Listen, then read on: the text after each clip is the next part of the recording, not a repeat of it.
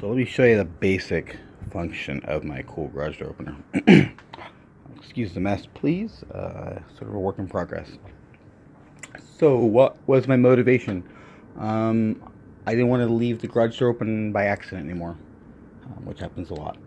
So there's nothing really on the market you can buy that closes your garage door for you. There are some timer-based ones, but I wanted something a little bit more, I don't know, interesting. So I had this old security light here. I took it apart, and instead of the security light turning on when it detects people, it turns something off, in this case the garage door, but not quite that easily. It's kind of cool. So let me show you here. I gotta turn it on, and the first thing you'll see here when it turns on is some lights. Right, so you have your standard security light IR sensor here. Nothing fancy there. But in the back, we gave it some brains here. It now has a 16 megahertz microcontroller, which is doing quite a few things actually. So you see some LEDs, some of them flashing. So what's happening here? So the first thing I wanted to do is figure out when somebody was in the room. So I was able to decode that signal, send it to my microcontroller, which is indicated by the fact that the green light is not on. When the green light is on, there are no people in the room. When the green light is off, then it is currently detecting people. You also see that the red light's blinking. That means that, hey, I'm operating, I'm actually operational, I'm doing what I need to be doing. In fact, I'm counting at the moment. But no one would really know that, but that's what it's doing, it's counting. So let me go out of its view here for a second. After a few seconds, the green light will turn on here.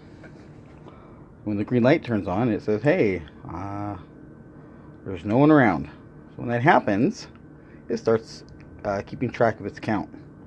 It's counting 1, 2, 3. So this is going to count for an hour.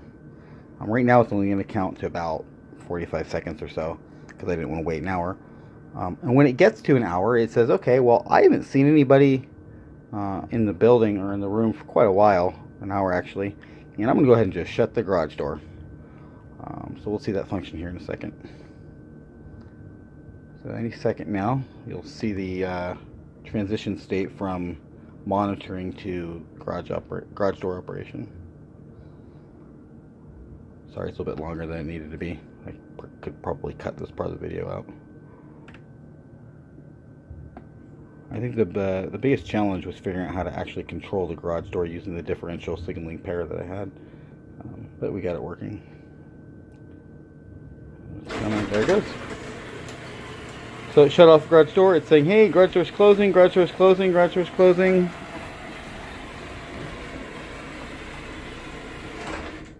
And that's it. Because it's still in the green state and it's already counted, it's going to do nothing now. It will do nothing until someone walks in the room, like me, and all of a sudden the green light turns off. And this starts the process all over again. You might be asking, how does it know if the garage door is open or the garage door is closed? And it doesn't yet. So that's my next addition that I have to add. But right now, it does its basic function. It shuts the garage door. It keeps the garage door shut. And I haven't changed any of the basic, what do you call it?